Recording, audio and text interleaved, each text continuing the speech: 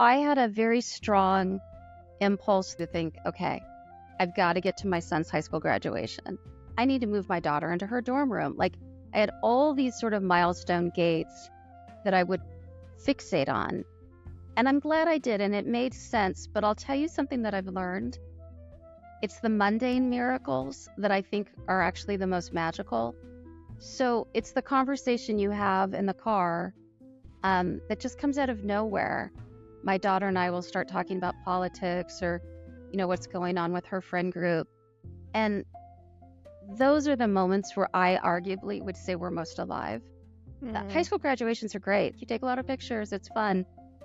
But what I'm going to do is look for as many of those little mundane miracles as I possibly can, because that's where the stories grow. And that's where life is lived in its most abundant form. What does it take to put your life's work out there in a really big way? How much can I do with this one precious life? Welcome to The Selfish Gift. 4 years ago, Amy Lowe was a recently divorced mom with 2 teenage kids when she received some of the worst news a person can hear. She had stage 4 metastatic colon cancer and a large tumor on her liver with a very low chance of long-term survival. Against the odds, Amy has lived 4 years with her diagnosis, and the experience has changed her. Incredibly, Amy used this time to write her memoir, a beautiful book, The Brave in Between, Notes from the Last Room. This is a heart-stretching book in which Amy shows us what it looks like to move with resilience and grace through the most difficult and uncertain times. It's a sacred invitation to delve into the depths of the human condition. And Amy also writes a Substack called Postcards from the Mountain. Amy, thank you so much for joining me. I'm really honored that you would give us an hour of your time. Oh, this is a delight. Thank you for having me. Thank you for reading. And how fun to get to talk about the art and craft of writing alongside the story itself. So I've been looking forward to this. Thanks. Amazing. Well, there's a lot to discuss, but first, before we even get to that, I'd love to know, how is your health and what's your prognosis right now? How are you feeling? Yeah, it's it's the most important question. So the headline is I'm doing pretty well. And actually, my diagnosis was in July 2019. So I just passed that really important 5-year mark. So how I'm doing is the easiest way is it's a mixed bag. When you hear colon cancer, you think, oh my goodness, her gut must be a mess. That's actually not the case. Colon cancer, typically the way it works is it goes colon, liver, lung. That's how it moves. So in the beginning, the real story was I had this really large tumor on my liver. How large is really large? So 15 centimeters, like really big. This And is the part where listeners I'm Canadian. I speak centimeters, and I can picture 15 centimeters off the Yeah, top of my head. But we're talking about yeah, 6 inches or so? like a little orange, or like a medium-sized orange. Yeah. So I did a lot of chemo. I had an amazing surgical team at Stanford, and the tumor had shrunk. I had a surgery. Livers are magical because they grow back. However, the real story for me the last 4 years has been the story of my lung. So unfortunately, and we all refer to these as METs, we call them metastases. So if the tumor spreads up to your lung and you see little spots, we call them METs. So I have been like battling. a little offshoot of the original Correct. site of the cancer. Correct. I have colon cancer that is hanging out in my lung. So I've had, my gosh, more than 42 rounds of chemo. Wow. Radiation sessions, a small surgery in my lung. And we've been just sort of chipping away at this for the last 4 years. And my story turned this spring.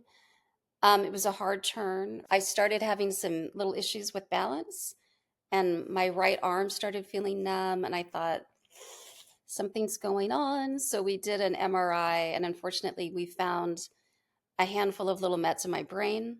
Oh, So Amy. that was awful. Yeah, Mhm. that was a tough turn. Um, so that's about as bad of news as you can get. But the second sentence of that news was, okay, this is really tough. It's serious. But here at UCSF, we have this thing called a gamma knife technology. And there are only a handful of places in the US that has it. And they said, we can start next week. So I went through those treatments in the spring, tough recovery. I feel much better now. The path for me is very unclear. I kind of live scan to scan. A lot of days I feel basically pretty good, like today. The way I say it is I'm healthy, but I'm very ill. Does that make Yeah. sense? Yeah. And And we're gonna talk a lot about this this concept of this in between, which I yeah, think is so fascinating and pertinent to us all. One thing I'd love to ask you to explain, to just frame up for our listeners, is to understand this phrase, which is in your subtitle, Notes from the Last Room. yeah, Can you please explain what yeah. the last room means as you define it? So what happened as I started this, I thought I would have what I call movie cancer, where I would just sort of like just wither away and it would Mhm. be terrible and I would only have months to live. And what I discovered was, oh, this is like really weird. A lot of my days seem kind of normal, and yet I'm going through these really hard treatments, and my prognosis is terrible. But I'm still driving my daughter's carpool for her dance class, and I'm still going to the grocery store, and I'm still going out to dinner with friends. And so that was emotionally shocking because I thought most people wouldn't know that I'm gravely ill, and Mhm. yet I am. And so, what I did in my mind, and as a writer, um, Lord help me, I can't probably get through two paragraphs without finding a metaphor. So, in my mind, I had to find a visual place. And what Mhm. I came to realize was, okay, let's be clear-eyed about this. I'm in what I call the last room. So if our lives are chapters, I started to put them into rooms. And I don't know how long my room will last. I mean, I could be in the last room for some many years to come, or it could be a few months. We really don't know. But I needed to see the place that I was existing in. And the strange thing was, I was very much alive in this last room. So here's what this was the big aha that I had. I thought, okay, well, first of all, spoiler alert for everybody listening, we're all going to be in the last room. Yep, we all will be, I promise. So if you're really fortunate, okay, like this is what we all hope for, you enter the last room absolutely knowing that you're there. Mhm. Hopefully you're 92. Yeah, but so you know you're in the Mhm. last room. Now, hopefully you're surrounded by good care, good companionship, good love, but you wake up every day going, "Oh, I'm a last room person." That is the glory. Like that's what we all want. Okay. Or there's another group of people who get up and they feel great. They've never felt better. They're going to go on a 30-mile bike ride tomorrow and they are at the top of their game. And they're going to get clipped by a car and we're going to lose Mhm. them. And Mhm. they never knew they were in the last room at all. They had no idea. Mhm. Okay, I'm in this very weird third group where I get up every day feeling pretty good, but I know I'm there. And I just thought, okay, this is really crazy. I mean, like emotionally, that's a lot to hold, but I thought, hold on a minute. This could be kind of sacred territory, this knowing that you're there, but feeling okay. And I thought, if there's some wisdom from this last room that I can share to people who are in maybe room 4, or room 8, or room 3, And none of us knows, there's but yeah. none of us knows. Um, then what? Why squander that? Like, there's something about this way I inhabit it. Now, I'm not alone. There's a lot of last room people that I've gotten to know who also sort of exist the way I do. But we are, I think, a smaller group. Well, Amy, I think it is an amazing gift that you have given to yourself, because I can see exactly what you're saying. What you have is an opportunity to approach your end of life with consciousness and connectedness and thoughtfulness about what you're experiencing and what may, what your belief system tells you is waiting for you on the other side of death. And what it requires is the just acceptance of what is, and compassion for yourself. I can imagine that a lot of folks who might receive a diagnosis like yours might just be tempted to distract the heck out of themselves for the rest of their days, or spend them drunk on a beach until it's all over. And that would be a missed opportunity to really, really deeply know what it is to be alive. Yeah, well, it's the classic dinner party question, right? What would you do if you only had 18 months to live? Right. And I've been living that reality for longer than I thought, which is Right. wonderful. Yeah. But one of the great insights as I started writing, and I had to work it out quite a bit through the writing, that I realized, you know what? I think my answer is I would be doing exactly what I'm doing. Now, Taking your daughter to dance class, and Ex yeah. yeah, I mean, Yeah. so I will say this. So we've adopted a little phrase in my family called a bias toward yes. So we have a little bit more of a bias toward yes. So Beautiful. and I would say, do you know what? Take that for every room of your life. It's a good kind of truism to hold. Now you have to be a little careful with that. At first I'm like, who wants to go to London? We're going to London. Like, I had a certain amount of like, not panic, but I thought we really have to embrace every single moment. Yeah, And the bucket list on the high-speed bucket list, right? yeah, Something like there's a that. little bit of that. Yeah. And then you realize, well, hold on a minute. I mean, like, somebody still needs to like empty the dishwasher and like Right. move through life. So And we I don't would know how long say, these resources have got to last for as well, no, right? I It's not like you're going to turn remember a around friend and of yeah. mine was like, so if this last room ends up being really long, I mean, do you have a plan? And I said, well, I may end up living on your couch in my 80s, but I thought, what a wonderful problem to have. Right. So we didn't get reckless, but this notion of a bias toward yes, I think is a really lovely frame to have. So I would say I dialed that up a bit. And then the crazy thing is, the longer I was moving through treatment, the more I realized I don't think I'm going anywhere next month. I have to keep living, and I need to keep living responsibly, but I need to do so in a way that um, is more joy giving than energy depleting. So, one of the Mm. words that I give to friends and others is just, if you find yourself in a situation in life where you just know structurally things are just not on track, um, this is, I don't mean to be cliche here, but I would say, well, look, I mean, you only have so many rooms of your life. Work on that project to get to that place of harmony Yeah. where you wake up and you realize this is what I was meant to do today. And I don't care if you're a gardener or an eighth grade biology teacher or, a senior accountant at IBM. Know your place, know your calling. There's a wonderful line that I mentioned in the book, a writer who I love called Frederick Buechner, and he says, your calling is the place where your deep passion meets the world's greatest needs. Isn't that Mm-hmm. beautiful? Mm-hmm. And Mm-hmm. I think very few people get to actually live in that exact little intersection.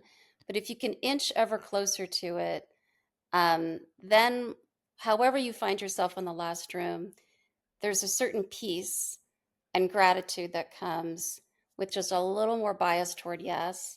And Mm-hmm. that's basically how we've been trying to kind of fly at that altitude for the last few years. Yeah, that's so beautiful, Amy. And I think that doesn't necessarily need to, when we think about purpose, it doesn't really even necessarily need to directly relate to our profession, or what we're doing Right. for money, or how we're spending our 9 to 5. When I hear you talk about this, what comes to mind is, I mean, I'm going through a really, really big transition year myself, and this conversation is so nourishing because it really kind of underscores some of the um, the more like liberating realizations that I'm sort of leaning into as well, which are all to do with, what can I do to fill my life with joy right now, rather than putting it off, and kind of knuckling under and striving through something that I'm not inherently finding any joy in the hopes that it will bring me happiness, peace, contentment, wealth, whatever down the line, but really like to bring that joy into the present moment. So thank you for that. Meanwhile, you are in this in-between state, and your book is called The Brave in Between. Let's have a juicy convo about what it means to be in between. It's really clear reading this book, and I did read the whole thing and I just devoured it. I loved it so much. It's Oh, really thanks. clear that this in between space is really a sacred thing for you. And you've just shared a little bit about that. I'm wondering how this has changed how you deal with uncertainty and the need to, you still have a need to kind of plan for later in the summer, next year, Yeah. whatever, so how has it changed the way that you make plans in your life and incorporate uncertainty into your life? Yeah. Well, a few things. As a practical matter, professionally, um, I I'll be in meetings with, I'm really lucky. I work for an organization called Emerson Collective, and So wait, you're still working? yeah, I haven't taken a medical leave, but Tell I'll us tell what your you, job is. What do you do? yeah. So I work for Emerson Collective. We're an organization that basically tries to advance good in the world, and I know that seems Oh, a little wow. bit unicorn and rainbows, but what we do is we're a grant maker, so we do a lot of philanthropy. So we provide a lot of grants to nonprofits. We also invest in companies that we think hold a lot of good promise and can change lives for the better. We can weigh in on public policy issues. So we're founded by Lorene Powell Jobs, who is just one of the most imaginative and generous people that I know. And so I'm really lucky because I'll tell you what, my job is very relational, Mm. and it's full of joy. And I get to make phone calls to people and organizations and to say, we want to invest a lot of money in you. And who doesn't want to go to work every day and get to do that? So I have been fortunate that my day job has sort of folded its way into my illness. And there have been seasons where I've really felt well enough that the last thing I've wanted to do is just sort of sit around and be like, well, I wonder how long this would last. So having purpose, having my career has been a real joy giver for me. Again, everybody has to navigate that quite differently. Some people have very physically hard jobs. They need to take a step back. Other people might have had a passion like poetry and they've taken a break professionally so that they can dive into that place in their heart. I'm just lucky that my heart and my profession got to kind of merge. So that I'm really grateful for. But to get back to your question, so as a practical matter, one thing that will come up a lot, with my team is, well, there's a conference that would be really important, for you to attend in October. Do you think you can go? And the first thing that goes into my mind is, I don't, I don't really know how I'm going to be in October. I might not be good at all. And so Mhm. I live in this sort of suspended, I don't know. And that initially for me was quite terrifying. That was very Mm. hard because I would look around the room and everyone would say, October's good. October's good. Yeah, we should totally do October. We all agreed we're going to do October. And I thought, I don't even know. So that was pretty Mhm. isolating for me for a while. What I've learned is that I can say yes and no to things, which again I appreciate. I'm lucky. Not everybody battling a heart disease has that kind of privilege, but I've learned, and this has been hard, that I have had to just relinquish a lot, and the things that I've been looking forward to for months, I just have had to say no to. Um, so Mm. I think it has, for me emotionally, more consequence when it comes to my kids. So when I was diagnosed, they were 16 and 14. So Mhm. today they're 21 and almost 19. So I had a very strong impulse, the way so many others do, to think, okay, I've got to get to my son's high school graduation. I've got to get to my daughter's high school graduation. I need to move my daughter into her dorm room. Like, I had all these sort of milestone gates that I would fixate on. And I'm glad I did, and it made sense. But I'll tell you something that I've learned. It's what I call it's the mundane miracles that I think are actually the most magical. So it's the conversation you have in the car, that just comes out of nowhere with my son about, his point of view about, he's a music guy, so he'll tell me about a music piece he's working on, or my daughter and I will start talking about politics, or, what's going on with her friend group. And those are the moments where I arguably would say we're most alive. High school graduations are great. They're terrific. You take a lot of pictures. It's fun. Um, but if I had to reprogram and go back, I'd say, no, no. What I'm going to do is look for as many of those little mundane miracles as I possibly can, because that's where the stories grow. And that's where life is lived in its most abundant form. We just call it normal because it's part of our everyday life. But if there's one thing the last room has taught me, I have eyes to see these miracles that I missed.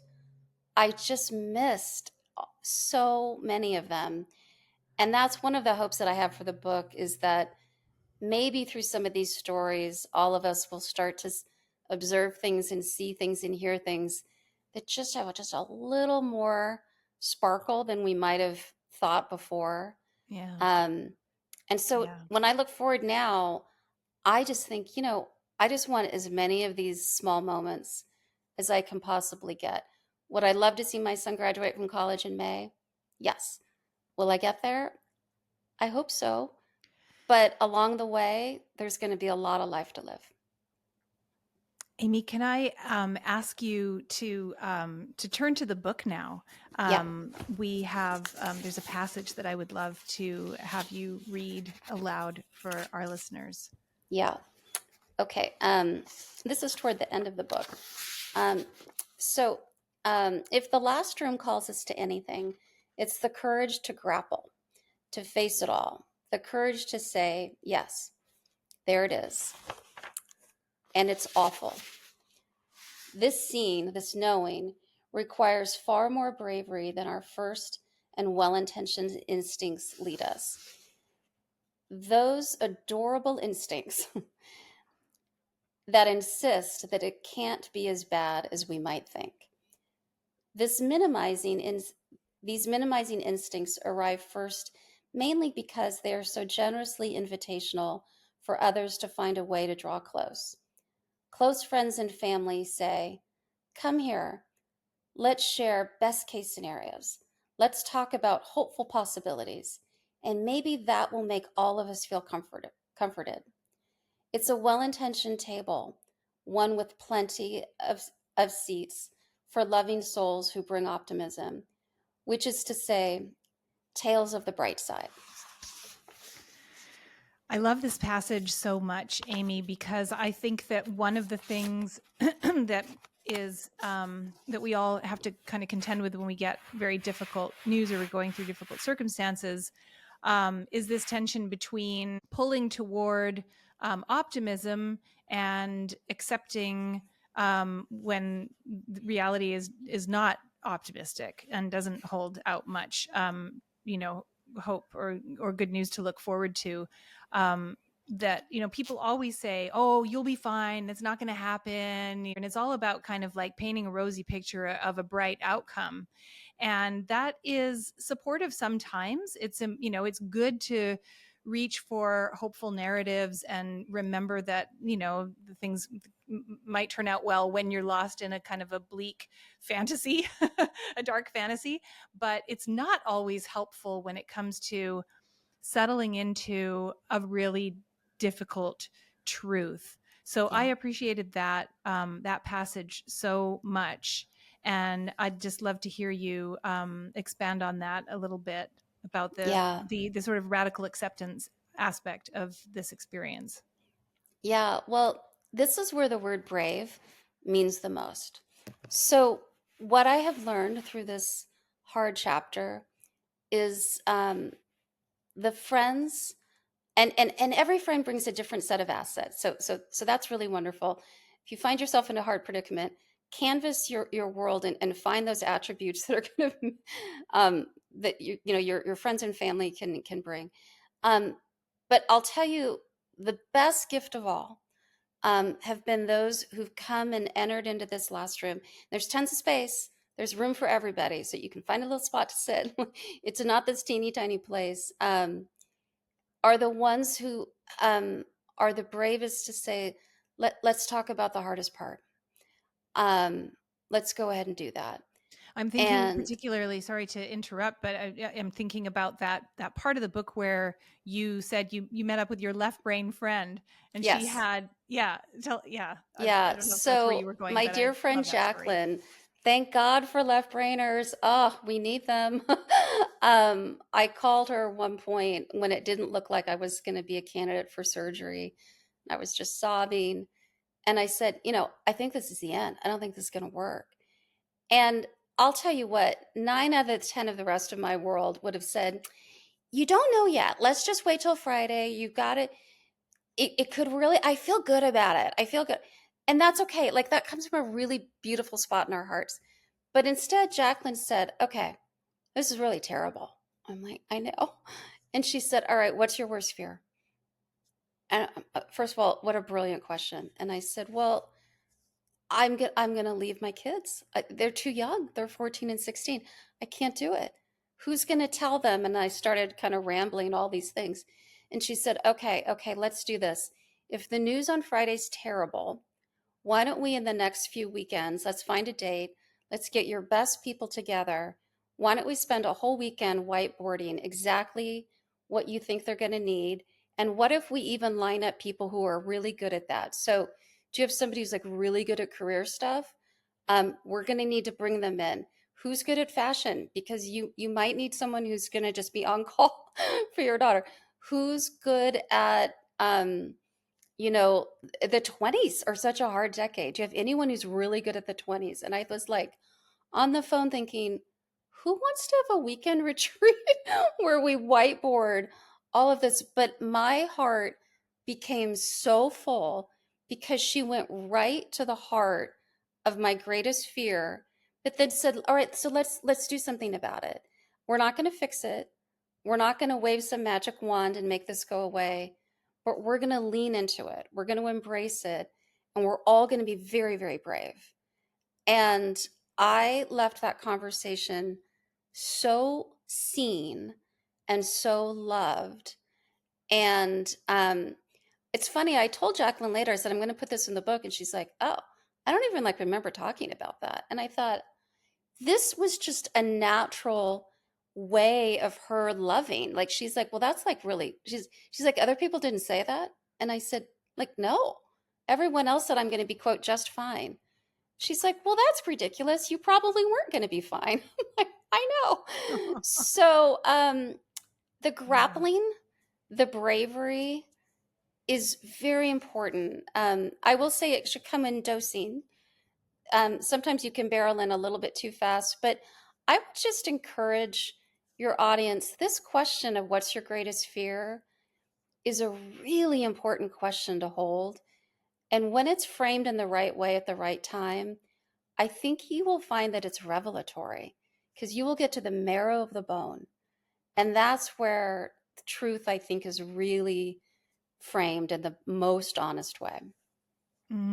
Beautiful. Thank you, Amy. And I can see how just the act of writing this memoir has been a healing experience. Healing, I suppose that word takes on a different maybe meaning or connotation in the Mm-hmm. context of this conversation, because we're not talking about restoring wholeness to your health, but how has reliving and revisiting and sharing this story, such as that experience with your friend Jacqueline, in what ways has writing been healing for you? Yeah, it has been healing in the sense that it's been clarifying. Um, I was blogging the way a lot of people who get sick do. And what I realized in the beginning, I was just sort of giving a bit of an update on here's what we know, and here's what the scan says, and here's the next step. And it was, basically kind of the um, just sort of the inventory of being sick. And probably 3 months in, I realized, wait a minute, I have kind of this cool captive audience here who, love me a lot and really want to know how my health is. But I thought, wait a minute, hold up. If I've got this group of people, not thousands, but a lovely number of people, I thought, you know what? Come for the cancer, but stay for the other stuff. Because the other stuff's actually a lot more interesting. These sort of Yeah. observations I was making, these miracles I was spotting, these questions that I was grappling with.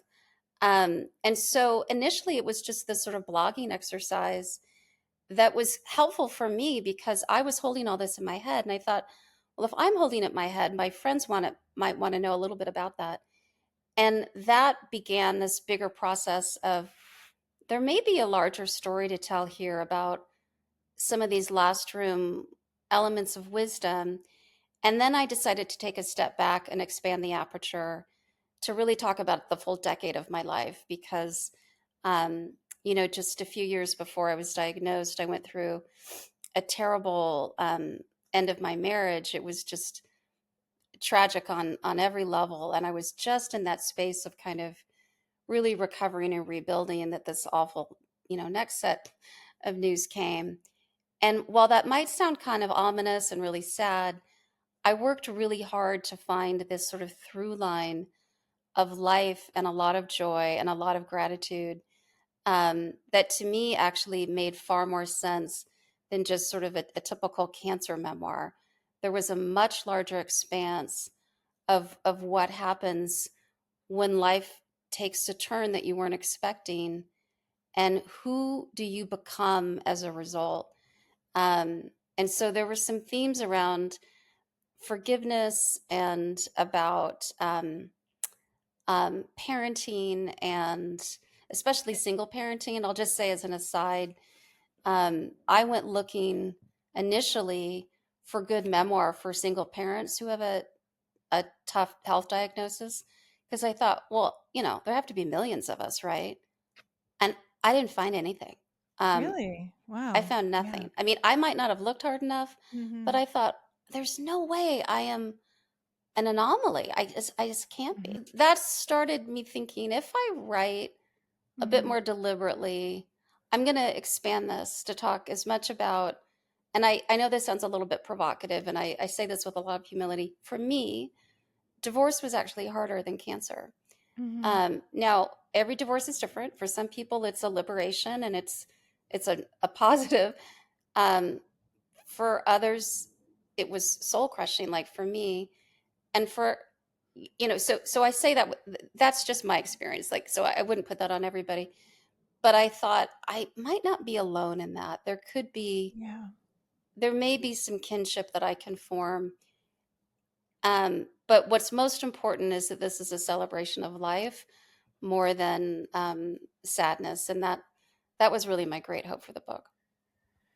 And speaking of the end of your marriage, the divorce, the character of Don, your husband, your ex-husband, the relationship that you have with him goes through quite a beautiful evolution. From we see you together as a couple and witness the ending of the marriage and your heartbreak. And then the ways in which Don re-enters your life and becomes an important caregiver to you during some of your toughest treatments. And there is sort of like we see you go through a recalibration or some sort of a reckoning of who this person is. So not just what this relationship is in terms of its function in your life, but how you see him. And you have in here a beautiful perspective on forgiveness. Yeah. And I'd love to hear you share that. Yeah. Well, this absolutely happened through the writing process. So when I say clarifying, I moved to a new set of insights on this. This is a little bit unusual, but when we got divorced, I had this job opportunity. So we had lived in Seattle. We moved to, I live in Menlo Park in the Bay Area.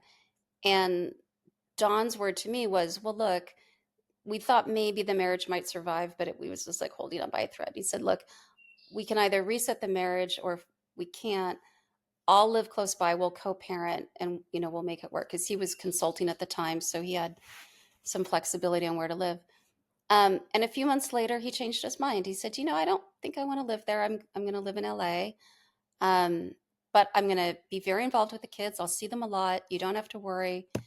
It's all going to be great. And I just I was so devastated. So I thought, I just moved to like this new place. I don't have any friends. I have this big complicated job. I don't know how this is going to work. We did make it work. As it turns out, he's an extraordinary dad, very involved in his kids' lives. And it's a longer story of how that worked. But what happened was I started traveling a lot for my job. And he would stay at my house. It was a little tricky, but I decided it was the right thing for the kids. So for a number of years, this is going to sound strange, but I didn't see him. I would like be landing, at 1 p.m. and he would be flying out at 11 a.m. and I'd be home in time for the kids. But we just didn't, we weren't the kind of divorced couple that like sat next to each other at the baseball games and got caught up on things. We just didn't have that kind of dynamic. So when I got sick, he came back and wanted in every way to help. And it was jarring in the beginning, because I thought, I haven't even like seen you in so long. And this is so, I said all the right words that I thought, like my friends would say, well, have you forgiven him? And I'd say, well, he's really wounded, we're both kind of getting through it. I had good language that talked about forgiveness. Like, sure, I'm not going to be bitter for the rest of my life. But I learned through this process, I had no idea what I was talking about at all. What I learned was when he came back, more than anything, what I needed from my heart, but for my kids, was I needed to receive his care and his love completely. And that took me to a place where I had to see him wholly and completely separate from the wound that he caused. And that's a very different distinction than may I please be excused, which is what I think we sometimes think forgiveness is about. But I learned to have eyes to see him, to think, no, see, I don't even see, he had been involved in a long-term affair. See, I don't see that anymore. What I see is you. And for my faith tradition, I looked at him and I thought, you're a child of God. So that's who you are.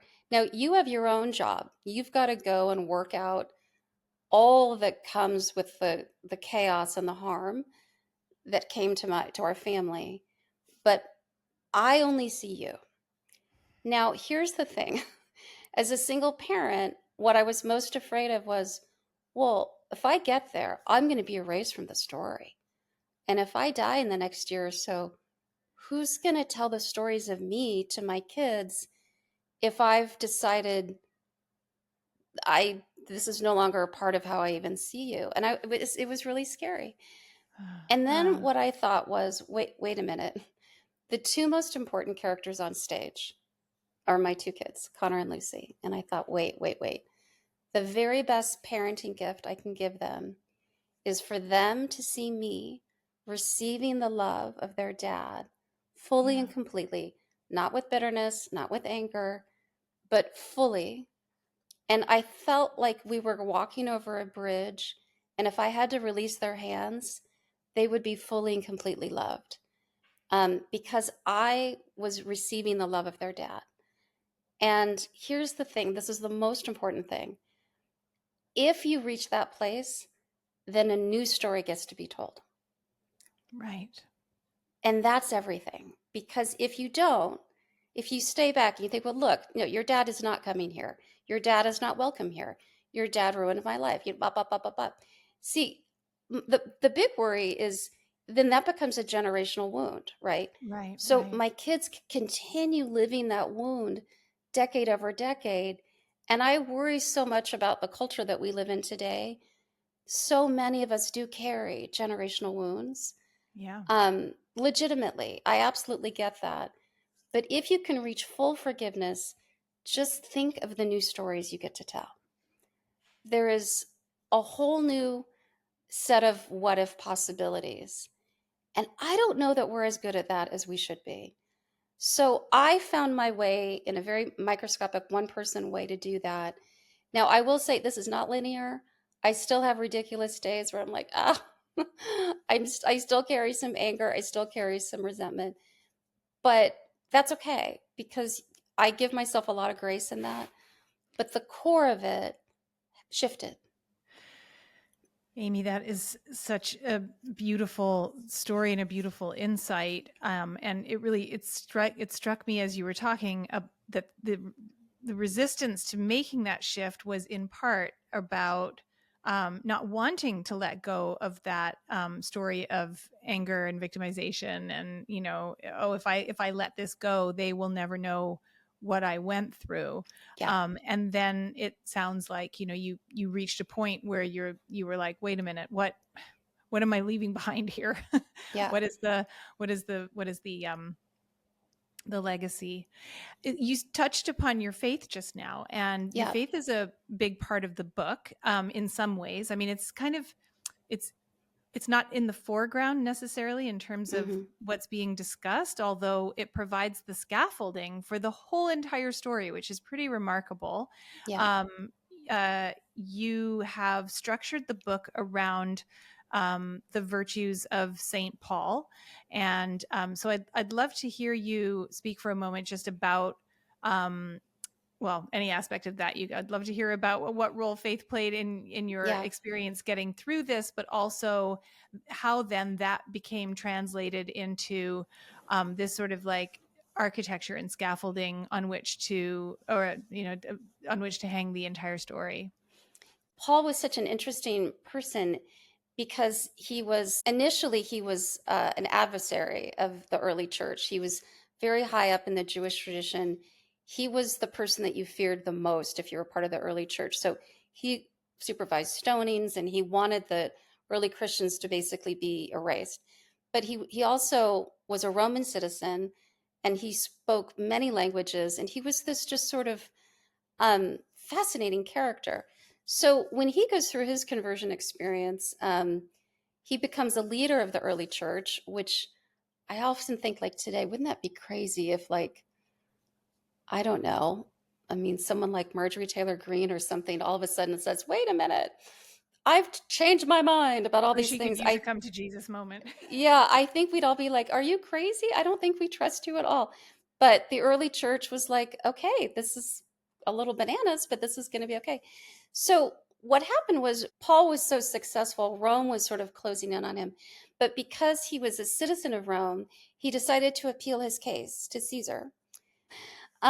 So in his prison cell in Rome, the last letter he wrote was to a young little community of the early church, which I always make a point to say the early church, these were people who were very concerned about what we call today social justice issues, caring for the least of these, um, being very preoccupied about loving your neighbor. And I mean, the essence of what's good and right about Christianity, which has gotten sadly so polarized today. But he wrote this letter to a community in Greece called Philippi. And it's always been my favorite letter. It's just like a love letter to this community that he just adored. And he was a last room guy and he knew it. Caesar was closing in. He knew that his days were numbered. And I thought, I wonder if there's something in this letter that might appeal to me. And there's a verse, Philippians 4:8, that says, and he basically says, look, here's my advice to all of you. Fix your minds on whatever is true, whatever is pure, whatever is right, whatever is admirable, lovely, excellent, and praiseworthy. Stay centered on those ideas. see, these words for me have become lanterns for my room.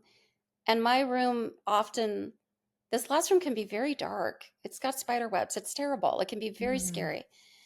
But these words, excellent and right and lovely, I kind of lit the room with these lanterns, and I started to see my own life through these virtues. So I will tell you, as a writer, I thought, oh no, this is clever. What if I make the chapters, these words? Um, I'll, um, And that is I didn't, the structure that you use yeah, throughout the book. There, the structure, whatever is pure, whatever is admirable. Those are yeah. the chapter titles. Yeah. And How did that go as you were writing it? And well, some of them were really easy. Um, easy as in pray, it was natural and I for you could to see it. The last this chapter is the is, story I'm going to use here. This is yeah, definitely right. Yeah. Yeah. yeah. The Okay. last chapter is called Praiseworthy, and there's just a Mm. beautiful story of my son.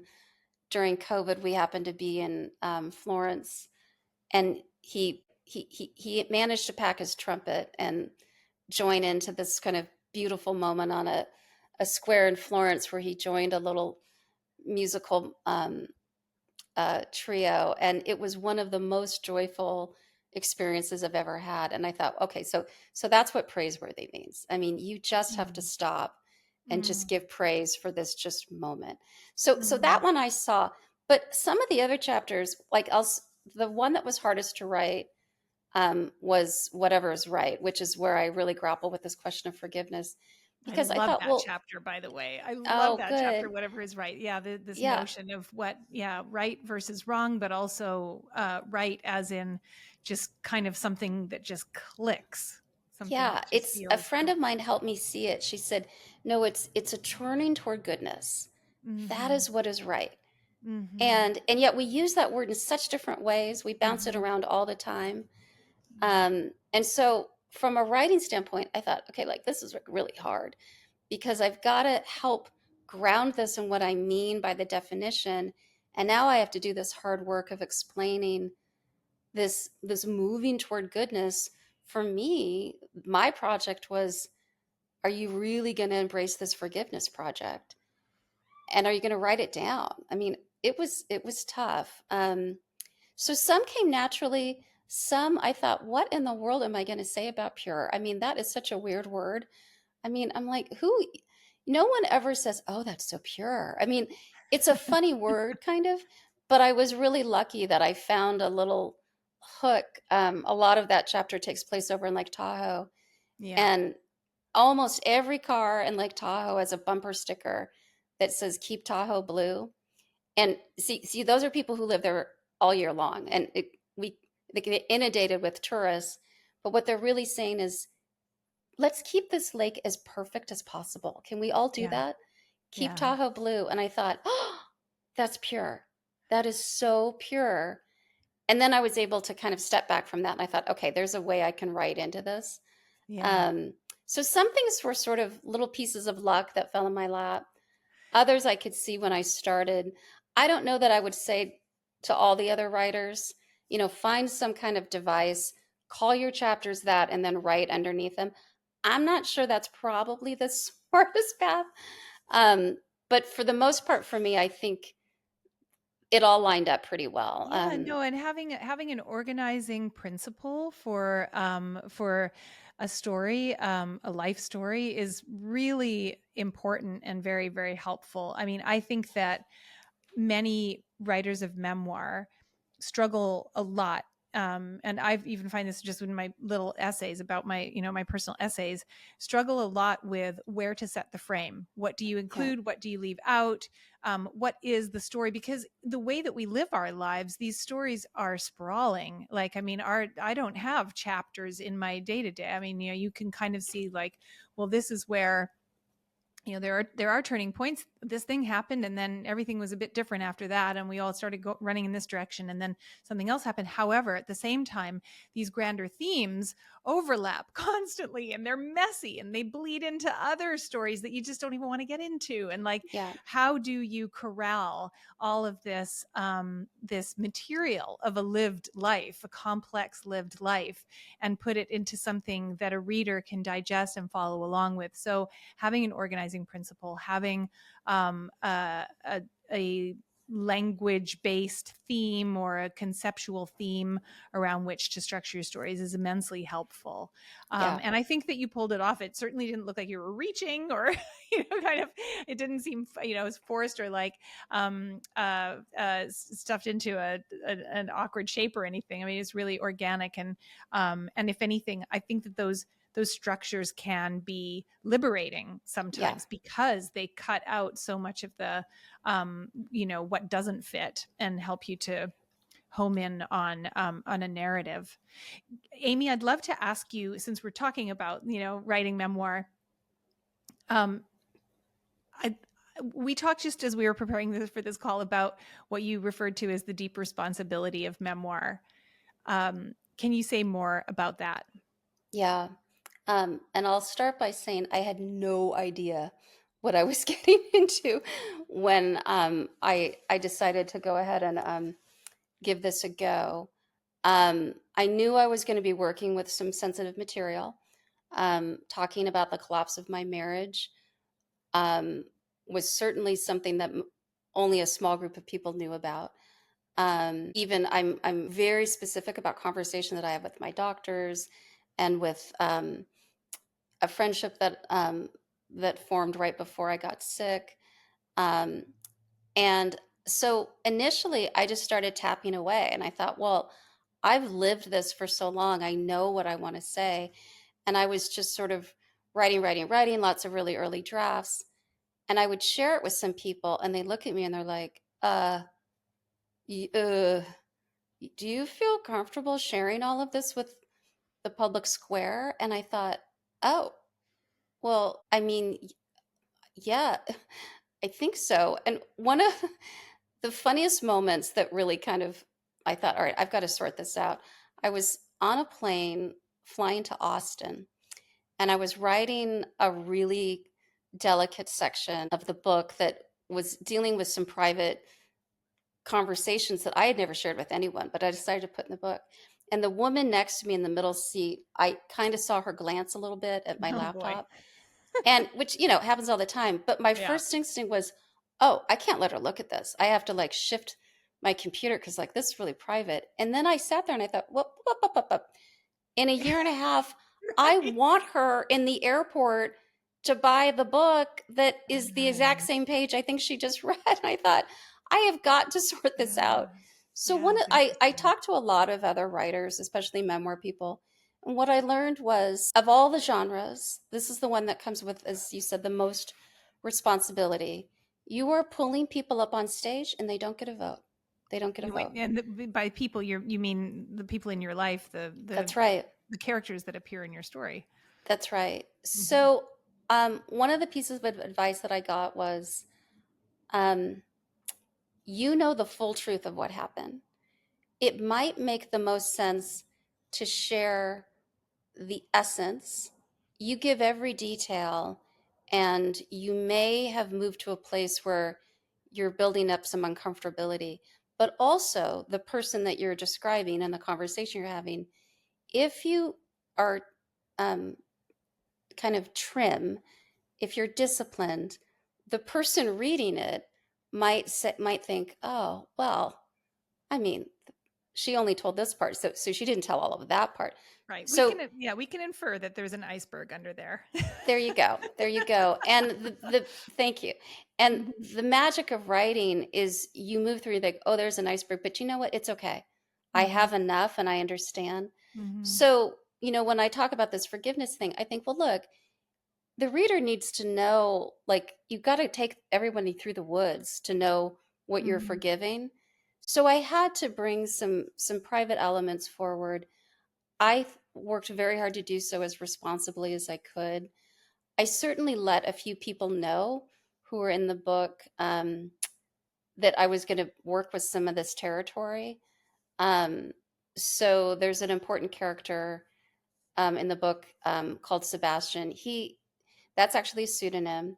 Mhm. So he understood what I was doing, and I tried to disguise just a few details, not too many. I mean, he Um, also does come off like a pretty like a sweetheart. So yeah, I wouldn't be too no, embarrassed to be identified yeah, if I were Sebastian, because I mean, complex and not like an angel, that's right.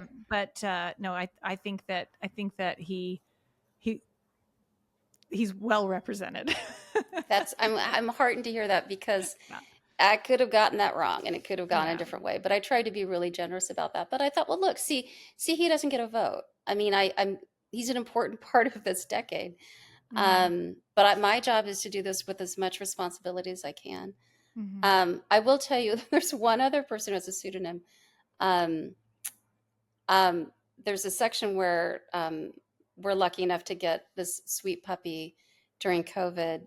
It's kind of a funny chapter, but the conversation I had with this dog breeder, I thought was like kind of hilarious. Like, she was way more curious about me. The way she said, "Well, okay, I understand you're sick," because sort of playing the cancer card to get this dog. And she said, "Is there like a plan?" I'm like, "What do you mean a plan?" She's like, "Well, who's I'm just curious, like, who's going to be kind of, with the dog if, like, you exit early." And I'm like, "Oh my gosh, Oh my this God. is." I'm like, if you don't laugh at this, then you're missing it. This is hilarious. So as it turns out, she's a lovely person, but I think her hierarchy of dogs to people is a little bit Right, right, right. out of whack. I thought, you know what, we're going to give her a different name, because I don't want anyone to get too confused by that. So I was pretty judicious about that. But yeah, memoir is. I now have such a different respect for Mm-hmm. memoir. One of my favorite memoirs the last few years is Educated by Tara Westover. Mm-hmm. And I mean, she works with very, very tough scenes, really, really hard And when you elements. talk about this, like, responsibility of the memoirists, just in what you just shared, the focus is on responsibility to the people who, like, as you say, you're pulling up on stage without their consent. But on the flip side, I would argue that a memoirist has a responsibility to the reader to offer them something of value that is anchored in truth. And That's right. so, and of course there is the responsibility to yourself and your own sort of process and reasons for writing. So I Yeah. think it's a question of balancing all of these sometimes overlapping or conflicting responsibilities. But Amy, speaking about dialogue, because you just mentioned this conversation that you had with this dog breeder, which is a great scene, but there is a lot of dialogue in your memoir. Not Hmm. all memoirs are as sort of dialogue driven as yours is. When I read your book, I'm really taken right into the scene. I'm really, sort of, shoulder to shoulder and looking from one speaker to the next as you guys are going through this conversation. And much of your story is told through dialogue that's very natural, very evocative. And what I know is that that's not easy to do. Some people can't do it at all, partly because it's hard to be economical with language when you're getting Yeah. into conversational dialogue. And so where is the tension between settling in scene versus like moving the narrative forward? But then there's the other part of dialogue, which is tricky, which is just remembering it. And again, being, Yeah. having a responsibility to the truth and to the people that you're writing about. You don't want to put words in their mouth, and yet we all misremember things every day, and Hmm. maybe I'm worse than you at that, but I know for sure that I would be reaching into a murky hazy memory and coming up with, I don't know, something vaguely like this. Yeah. So what was your approach to writing dialogue? Yeah. It's such a good question. Well, I will say this. This chapter, this room of my life, is so unusual that I will just note my memory has become like, 10x more clear than, Interesting. yeah, Oh. because, well, I'll tell you, part of it is like you learn to listen differently through doctor's appointments. So you're Mm-hmm. hanging like Mm-hmm. on every word. every Mm-hmm. piece of body language, every little thing. You don't always get it right, but I was way far more informal and casual in my language and how I would retell a story when I was 35 as compared to now. So some of this became like gravity. I mean, I remember exactly where I was standing outside in my little backyard when I was on the phone with that dog breeder. And I just thought, this is the funniest thing I've ever heard. And I held it so closely because I thought it was so um, slightly absurd, but also kind of hilarious, um, that it wasn't hard for me to kind of pull that back. Um, there's also moments of trauma in the book, and I do think most of us who've experienced trauma, you can really go back and you can remember how things smelled. You can remember Mm-hmm. the lighting. You can remember the Mm-hmm. shoes you were wearing. It's kind of uncanny, and I don't like that I've experienced as much trauma as I've had. But would you pull down those memory banks? Like my daughter and I just saw the sequel to Inside Out. It's such a great movie. But the metaphor, the symbol they use for memory is these marbles, these Yeah. balls, Yeah. and the important ones kind of get logged. The ones that you slough away, you've got to slough away. And I have so many of those marbles that are right there That's because they're just interesting. that kind of gravitational. They're so foundational. So, And when you know that you're in the last room like that, every experience must take yes, on a different sort of type of import and yeah. preciousness. And then I'll just say this: I actually found the dialogue part easy to write. And Oh, I okay. I learned Mhm. that through some other writers, like dialogue's really hard. And for me, it was a place where I could kind of exhale because trying to work out, okay, here's what I mean, here's what I learned, here's my big aha. And then I could just sort of like, oh, let me just tell you actually how it happened. Mm. Like I could, there's a scene where my kids get into a really interesting back and forth about a Supreme Court case um, that was about whether or not religious freedom issues outweighed an artist, uh, a cake baker, about whether or not a gay Mhm. couple wanted a certain cake. I Anyway, remember I, that I was case summing very up well. this Yeah. case. Yeah, and so that's a heavy, like those are like 4 pages of dialogue. Hmm. And I remember it so vividly because it was just such a profound moment. But my daughter read it. She said, yeah, that's basically how it happened. She's like, I don't know that I would have said that word. I think I said this word. But the good thing is that I thought, okay, I think I've gotten accuracy here. Hmm. So when you pull Hmm. from memory, you're never going to get precise accuracy. But as long as you've got like, no, you got the essence, you got the back and forth, Yeah. you heard us, I felt pretty confident. And oddly enough, they were just so searing in my brain. Even the happy stuff was searing. Hmm. That the dialogue for me wasn't as challenging. If you asked me now to go write a different kind of book to layer in dialogue, I think I would really struggle. Right. But in my situation, those marble balls were so easy to grab that it wasn't too tough. Like, okay. Well, my takeaway here is that we should lean into what our strengths are and what our proclivities are as writers. I would find it difficult to write a dialogue forward book, and I love that that's part of your style because that's also what is natural. What comes naturally to you. Uh, Amy, this is a perfect segue. As you mentioned that Supreme Court case, I want to kind of pivot a little bit in our conversation and talk with you about what you have written in your prologue. Is it a prologue or an introduction? Yeah, your prologue. Yeah, prologue. In the prologue, and this is a different way of looking at the in between. So, we talked about this in between two sort of realms experience. But in the prologue, you describe yourself as a bridge dweller and someone who has always lived at the intersection of opposing camps or different identities, different groups of people who are defined by, in some cases, really very, very different and even clashing values or affiliations. So I'd love for you, first of all, to just talk a little bit about what that means to be a bridge dweller. Yeah. So my dad was a pastor. And so I grew up in a family where faith was kind of just intertwined with our lives, but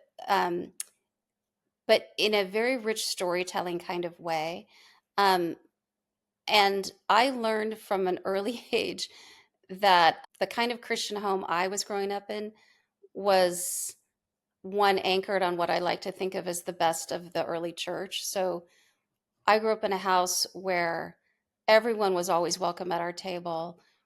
We had so many conversations about what does it mean to really welcome a stranger, to love unconditionally, like all of the best tenets of the Christian faith. I was really lucky to sort of grow up in that world. And as I grew older, I realized, oh, there's like a lot of flavors of this world, and there's a lot of parts of Christianity, especially in the US, that I found very troubling Mm-hmm. and um, kind of shocking. I just thought, how could there just be such a faith that I was witnessing that was so anchored in fear as Mm-hmm. opposed to love? And then I ended up going to a Christian college, which is very interesting because it was kind of a centrist, not super conservative college. But of all things, that Christian college really pivoted my worldview that I became far more progressive. Mm-hmm. So I left 4 years of a liberal arts Christian college, this sort of like blue Democrat. I was like, oh, I'm so glad now I've developed a point of view about policy and about politics. And I think what I learned was I sort of love kind of going yin when a lot of people go yang. And Mm-hmm.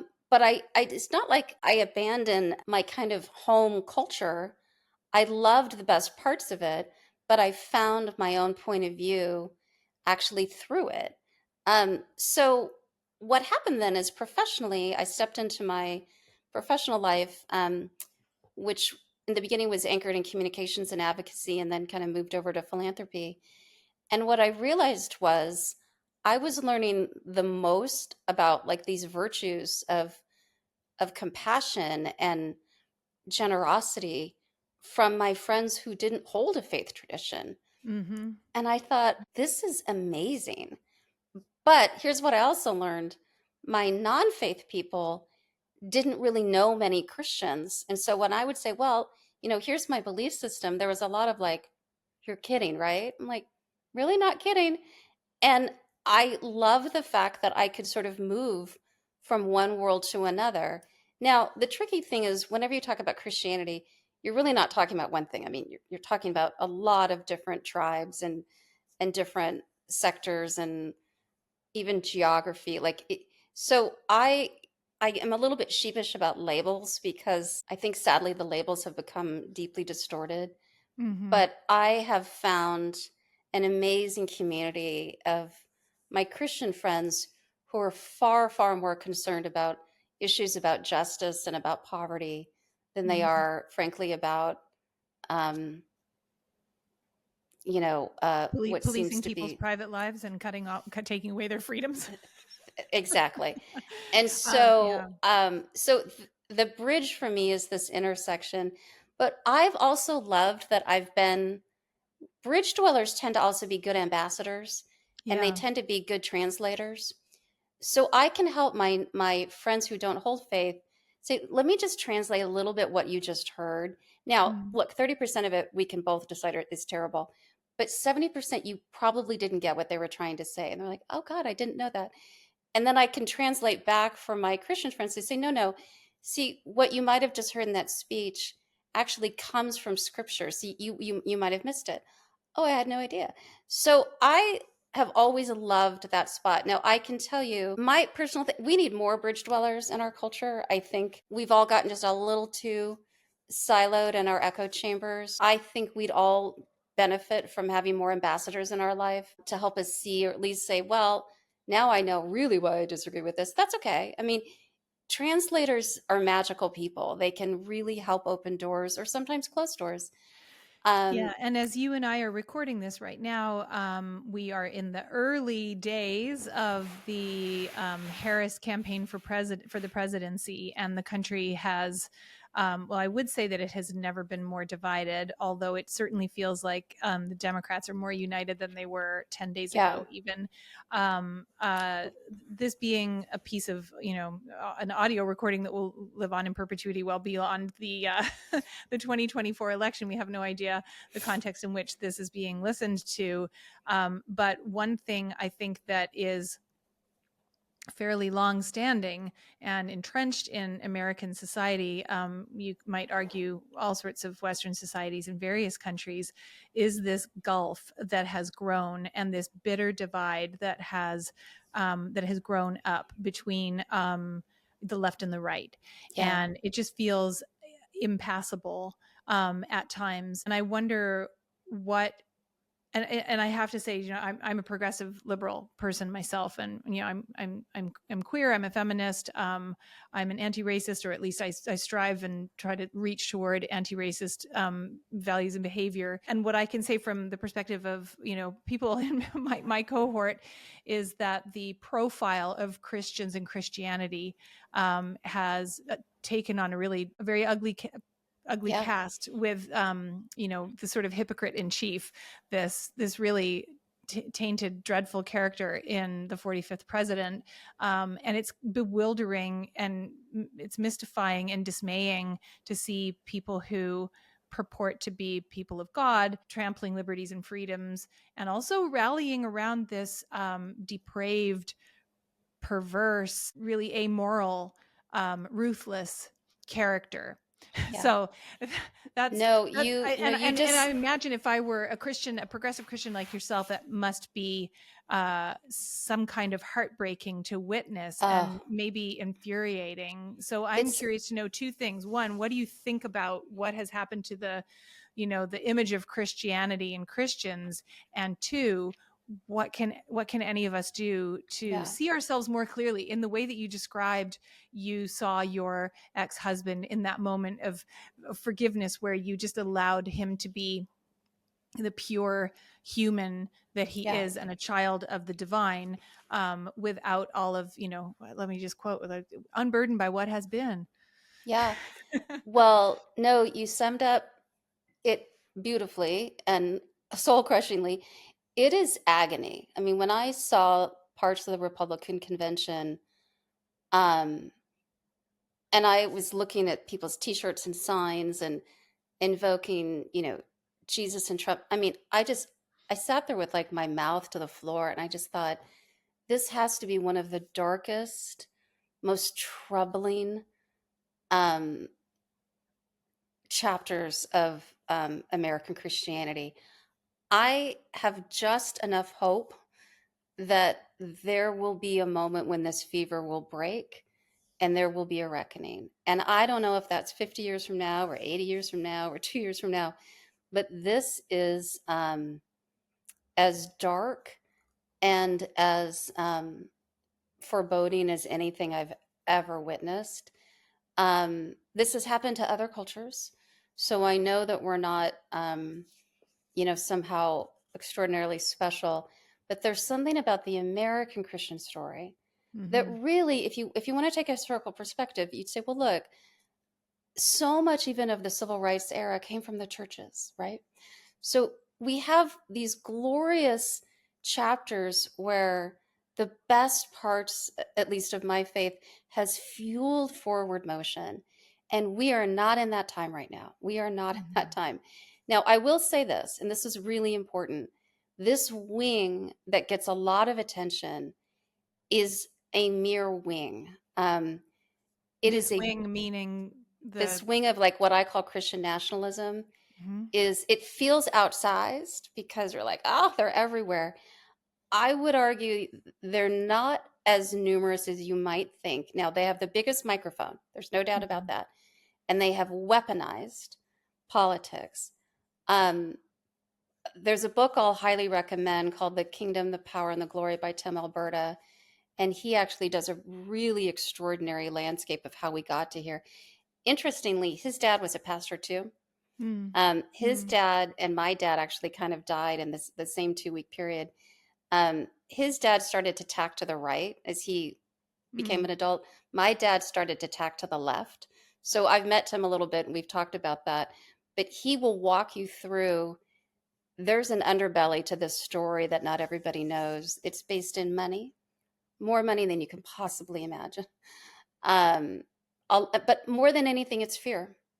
And that's what troubles me the most is if there's one command through scripture over and over and over again, it's don't be afraid. Don't be Right. afraid. I mean, Right. even if you think about the basic story of like Christmas and the angel comes and says to Joseph, don't be, the first Fear thing not. is, Yeah. yeah, don't be afraid. Yeah. Don't Yeah. be afraid. And if there's one thing I hold on to in the last room, don't be afraid. Don't be afraid. And when you look at that, you know, wing of Christian nationalism and you actually watch interviews, what you hear is fear. I am afraid of the other. I'm afraid of the immigrant.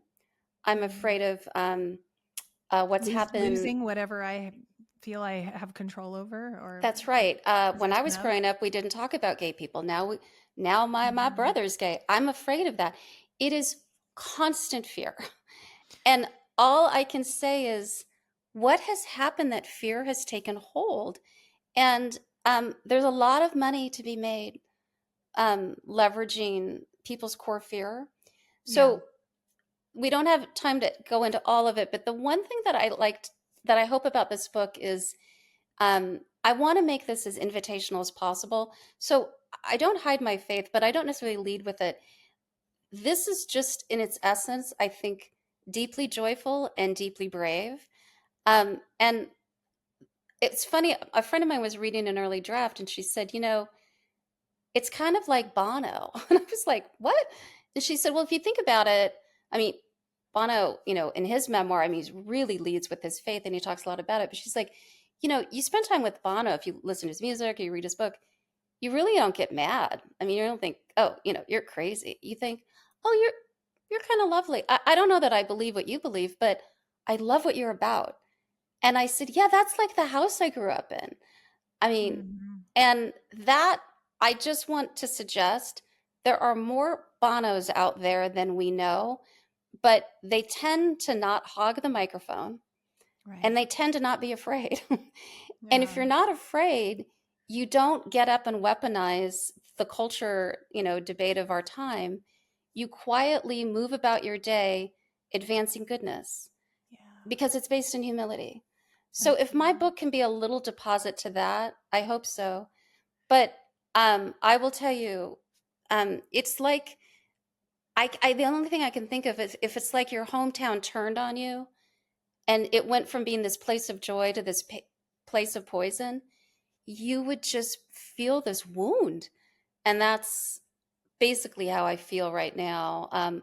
So I hope we get through this. I so hope that we can elect Vice President Harris as our next president and we can start this era of repair. That's my hope. But this is going to be a long repair. There's no doubt. Well, Amy, I love what you said about, do not be afraid being a core message all throughout scripture. And of course, I think the other grand theme is love.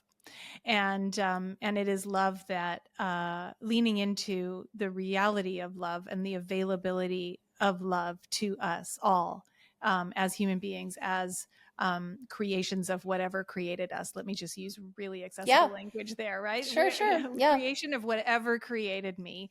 yeah. And when we can really lean into the reality of the love that's available to us, that I think is a doorway to moving past the fear. Yes, yes. And then we can enter the last room being full and generous and hopefully at peace. And that's the grand invitation for all of us. Because as I said, we're all going to be there. We will.